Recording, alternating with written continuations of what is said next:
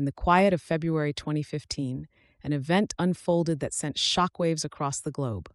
A tragedy on the surface, but one that revealed the deepest depths of faith and courage. It's a story of 21 men, ordinary Coptic Christians from Egypt, who became extraordinary symbols of steadfast belief in the face of unimaginable darkness. These men were humble laborers, hailing from the Nile Delta.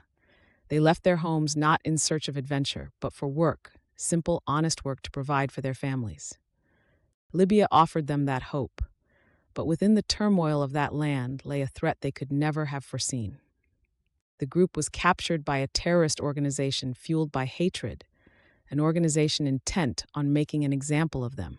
For weeks, they were held captive. Their captors wanted more than just submission. They wanted renouncement, denial, rejection of their faith. But instead, a miracle unfolded.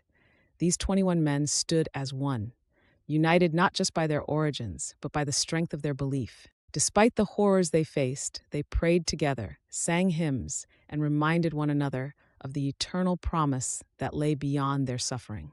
They spoke not of fear, but of hope. They were bound not by chains, but by their love for Christ. On the 15th of February, that love was tested in its fiercest form.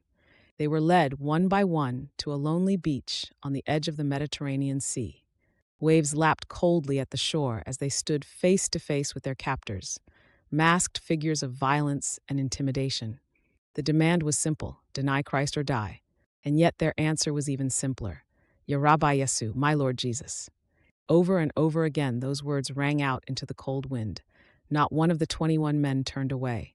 Not a single voice faltered. Even as the sword loomed above them, they stood firm. Their earthly lives ended there on that shore, but their souls were lifted, crowned in eternal glory.